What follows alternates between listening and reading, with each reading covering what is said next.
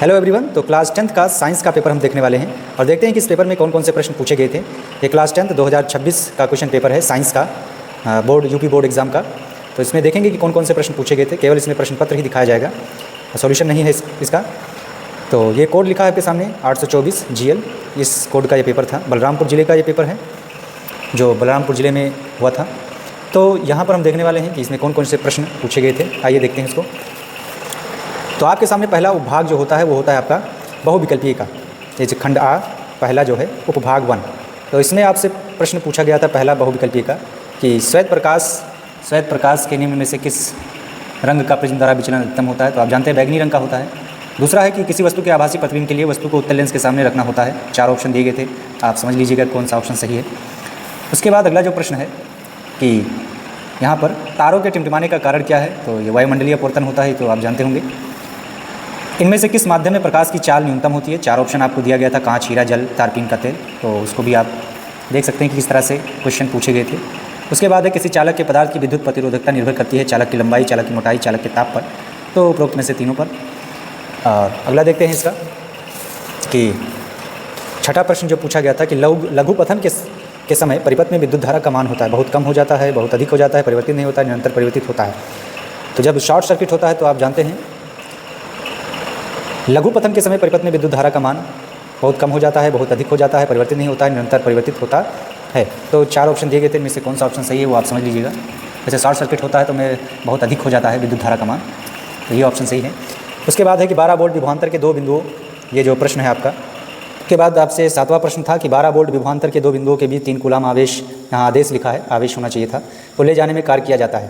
तो आप जानते हैं V = W/Q होता है। तो 12 × 36 जूल हो जाएगा इसका। उसके बाद प्रश्न जो है उपभाग 2 आया है केमिस्ट्री का। ये केमिस्ट्री से पूछा गया ये प्रश्न है बहुविकल्पीय का कि वर्षा जल का pH मान होता है।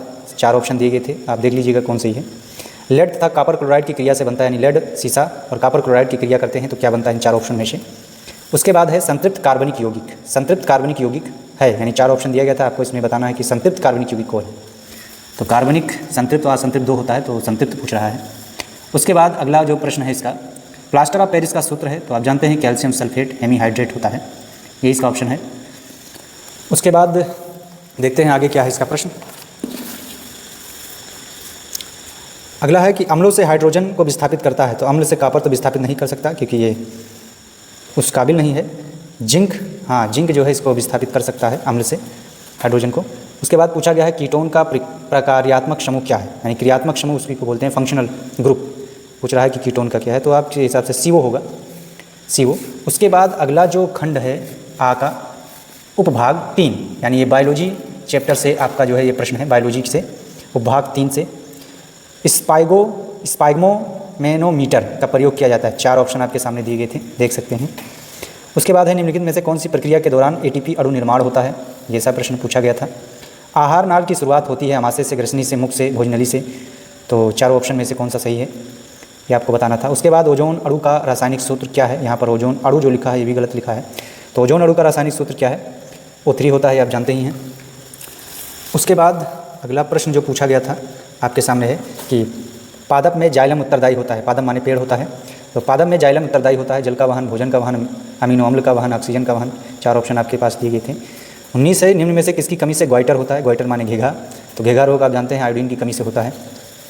उसके बाद है मनुष्य में मूत्र का संग्रहित होता है, यानी मनुष्य में मूत्र कहाँ संग्रहित होता है ये आपको बताना था। तो मूत्र आपका हमारे हिसाब से वृक्क में होता है, तो इसका ऑप्शन ये है। उसके बाद खंड बा, अब यहाँ से खंड बा आपका शुरू होता है जो कि डिस्क्रिप्टिव टाइप का क्वेश्चन होता है, वर्णनात्मक प्रश्न, ठीक है, यानी लिखने वाला आपको कॉपी में लिखना पड़ता है, उस वाला प्रश्न है। उपभाग 1, ये जो पहला उपभाग 1 है ये आपका फिजिक्स से पूछा गया था। साइंस 3 पार्ट में है, फिजिक्स, केमिस्ट्री, बायोलॉजी। तो ये फिजिक्स का टॉपिक से पूछा गया था कि उत्तल दर्पण से किसी वस्तु के प्रतिबिंब बनाने का किरण आरेख बनाइए। ये 2 नंबर का प्रश्न पूछा गया था। और दूसरा है एक उत्तल लेंस की क्षमता 2 डायोप्टर है, लेंस की फोकस दूरी मीटर में ज्ञात कीजिए। तो यहाँ पर फार्मूला आप लगा सकते थे P = 1/f, ये लगाकर इसका हल किया जा सकता था। उसके बाद है अगला प्रश्न कि दीर्घ दृष्टि दोष क्या है। दीर्घ दृष्टि दोष माने दूरदृष्टि दोष को ही कहा जाता है। तो दूरदृष्टि दोष क्या है, इस दोष के उत्पन्न होने के कारण क्या है, यानी ये दोष क्यों उत्पन्न होता है, ये प्रश्न पूछा गया था, 2 नंबर का था। प्रकाश का प्रकीर्णन क्या है, यानी स्कैटरिंग ऑफ लाइट क्या होता है, इसके किन्हीं 2 उदाहरणों का विवरण दीजिए। तो प्रकाश के प्रकीर्णन से भी प्रश्न पूछा गया था। अगला प्रश्न देखते हैं कि यहाँ पर आपके सामने प्रश्न आया था कि तीसरे का पहला है कि R प्रतिरोध वाले तार की लंबाई L तथा व्यास D है, तार के पदार्थ के विद्युत प्रतिरोधकता का सूत्र ज्ञात कीजिए। तो यहाँ पर आपको जो है सूत्र जो लगाना था वो सूत्र लगाना था आपका ρ = RA/L वाला जो सूत्र होता है, शायद ही है, वही सूत्र इसमें प्रयोग किया जाना था। और दूसरा प्रश्न 3 का दूसरा प्रश्न जो है, दिए गए प्रतिरोधों के संयोजन का कुल प्रतिरोध A व B बिंदुओं के बीच ज्ञात कीजिए, यानी बिंदु A और B के बीच में कुल प्रतिरोध कितना होगा। तो बड़ा ही सरल प्रश्न ये पूछ लिया गया था। ये दोनों आपके समांतर में हैं, ये भी तीनों आपस में समांतर में हैं। यहाँ पर समांतर का सूत्र लगाइए, यहाँ पर समांतर का सूत्र लगाइए, फिर दोनों आ जाएंगे आपके श्रेणी क्रम में, और श्रेणी क्रम का सूत्र लगाकर इसका कुल प्रतिरोध आप बता सकते थे। तो प्रश्न बहुत ही सरल था। उसके बाद जो अगला प्रश्न है आपके पास चौथे का जो पहला प्रश्न है, इसमें पूछा गया था कि चित्र की सहायता से सीधे धारावाही चालक तार के चारों ओर चुंबकीय क्षेत्र रेखाओं का निरूपण कीजिए। यानी ये कहा गया था कि एक तार है और तार के चारों ओर चुंबकीय क्षेत्र आपको बनाना था, ये प्रश्न पूछा गया था। उसके बाद चौथे का दूसरा है कि घरेलू विद्युत परिपथ में भू संपर्क तार का क्या महत्व है, यानी अर्थिंग जो तार जोड़ा जाता है घरेलू परिपथ में, उसका महत्व पूछा है कि उसका महत्व क्या है। तो अर्थिंग से बचने के लिए, वो जो क्या बोलते हैं, शॉर्ट सर्किट से बचने के लिए, लघुपतन से बचने के लिए ऐसा किया जाता है। और अथवा लगा है, आप 40 प्रश्न का उत्तर दीजिए, 40 प्रश्न का उत्तर दीजिए, दोनों 6-6 नंबर के प्रश्न हैं। चौथा वाला जो पूछा गया था आपसे प्रश्न कि पहला कि परिनालिका में प्रवाहित विद्युत धारा के कारण उत्पन्न चुंबकीय क्षेत्र का सचित्र वर्णन कीजिए, यानी परिनालिका बनाइए, उसमें चुंबकीय क्षेत्र दिखाकर उसका वर्णन करना था। तो परिनालिका आप जानते हैं स्प्रिंग टाइप का बनाया जाता है, एक तार को लपेट कर बेलनाकार। दूसरा है कि किसी क्षैतिज संचरण लाइन में पश्चिम से पूर्व दिशा की ओर विद्युत धारा प्रवाहित हो रही है, इसके ठीक नीचे और ठीक ऊपर के किन्हीं 2 बिंदुओं पर चुंबकीय क्षेत्र की दिशा क्या होगी, यानी चुंबकीय क्षेत्र की दिशा आपको यहाँ पर बताना था। और ये नियम, किस नियम से चुंबकीय क्षेत्र की दिशा ज्ञात की जाती है, तो आपको पता होगा बहुत सारे नियम हैं चुंबकीय क्षेत्र की दिशा ज्ञात करने के लिए। उसके बाद अगला प्रश्न देखते हैं। तो यहाँ से जो है वो भाग 2 शुरू हो रहा है, खंड भाग का। यहाँ पर आपका जो प्रश्न है वो केमिस्ट्री पार्ट से पूछा जा रहा है लिखने वाला। तो 5वें का पहला प्रश्न ये है कि धातुओं के 2 गुणों को स्पष्ट कीजिए। तो धातुओं के 2 गुण आप बता सकते थे, कोई स्पष्ट करना था, तन्यता, आघात, वर्धनीयता, 2 गुण इसके हो गए। और अगला प्रश्न ये है कि कार्बनिक यौगिकों के दहन की क्रिया को एक उदाहरण द्वारा समझाइए। कार्बनिक यौगिकों की दहन की क्रिया को एक उदाहरण द्वारा समझाइए, यानी कार्बनिक यौगिक जो होते हैं उनका जब दहन किया जाता है तो उसकी क्रिया को आपको समझाना था। उसके बाद अगला प्रश्न है 6वें का पहला कि एक उदाहरण की सहायता से उपचयन और अपचयन की क्रिया को समझाइए। मतलब आपसे उपचयन और अपचयन के बारे में पूछा गया था उदाहरण सहित। दूसरा है व्यंजक चूर्ण। व्यंजक चूर्ण को हम ब्लीचिंग पाउडर बोलते हैं। इसके बनाने की विधि और संबंधित रासायनिक समीकरण लिखिए। तो बनाने की विधि क्या थी और रासायनिक समीकरण भी लिखना था। उसके बाद प्रश्न नंबर आपका 7वां है। 7वां प्रश्न ये पूछा गया था कि निम्नलिखित पर टिप्पणी लिखिए, कमेंट करिए। पहला, संक्षारण क्या होता है, साबुन और मार्जक पर कमेंट करना था, समजातीय श्रेणी पर कमेंट करना था, यानी शॉर्ट नोट भी आप कह सकते हो कि इस पर लिखना था। ठीक है, टिप्पणी करना था, कमेंट करना था इन तीनों पर, समजातीय श्रेणी, साबुन एवं मार्जक, संक्षारण क्या है जिसको कोरोजन बोलते हैं। उसके बाद अथवा यहाँ पर लगा है, यानी 7वें में अथवा लगा हुआ है। देखिए यहाँ पर 7वां है, ये भी 7वां है, तो यहाँ पर अथवा लगा है। आप चाहे ये वाला पार्ट कीजिए चाहे इस वाले पार्ट को कीजिए, दोनों का नंबर सेम है, करना एक था आपको। तो 7वें का ये दूसरा जो अथवा लगा कर है प्रश्न, उसमें आपको ये रासायनिक समीकरण दिया गया है और इस रासायनिक समीकरण में आपको भरना होता है कि यहाँ पर क्या भरा जाएगा कि ये रासायनिक समीकरण संतुलित हो जाए। तो संतुलित करना था यहाँ पर भर के, यहाँ पर क्या होगा, यहाँ पर क्या होगा, यहाँ पर इन जगहों पर क्या भरा जाएगा वो आपको यहाँ पर करना था। तो चलिए अगला देखते हैं प्रश्न।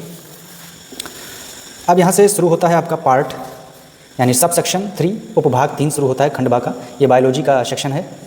इसमें पूछा गया था 8वां प्रश्न कि एक तंत्रिका कोशिका न्यूरॉन की संरचना एवं उसके कार्यों का वर्णन की, यानी न्यूरॉन जिसको हम तंत्रिका कोशिका बोलते हैं उसकी संरचना बनानी थी और उसका कार्य का वर्णन करना था कि कैसे काम करता है। 9वां प्रश्न है कि निम्न पर संक्षिप्त टिप्पणी लिखी। यहाँ पर भी शॉर्ट नोट लिखने के लिए आया था। उपभोक्ता और अपघटक पर आपको शॉर्ट नोट लिखना था कि उपभोक्ता क्या है, अपघटक क्या है। 10वां प्रश्न ये है कि मनुष्य में लिंग निर्धारण प्रक्रिया का सचित्र वर्णन कीजिए। ये आपसे प्रश्न पूछा गया था बायोलॉजी सेक्शन में। 11 का जो प्रश्न है वो ये है कि मानव हृदय की संरचना का उपयुक्त चित्र की सहायता से वर्णन कीजिए, यानी मानव हृदय की संरचना बनानी थी चित्र और उसका जो है वर्णन आपको करना था। उसके बाद अगला प्रश्न जो है यहाँ पर अथवा लगा है। 11 में ऑप्शन दिया गया है कि आप चाहे 11 वाले में से इन दोनों में से कोई भी प्रश्न करें। अथवा लगा है। 11 में प्रश्न ये है कि रुधिर वाहिकाएँ, रक्तदाब और पादपों में जल परिवहन, यानी इन पर संक्षिप्त टिप्पणी लिखना था। चाहे ये वाला प्रश्न कीजिए चाहे वाला। तो उसके बाद ये जो है समाप्त होता है। तो और भी अगर आपको क्वेश्चन पेपर किसी भी जो है सन का चाहिए, जैसे 2022, 23, 24, 25 इनका भी क्वेश्चन पेपर चाहिए तो आप कमेंट कर दीजिए, उसका भी पेपर जो है मैं अपलोड कर दूंगा। तो आज के लिए इतना ही। Thank you.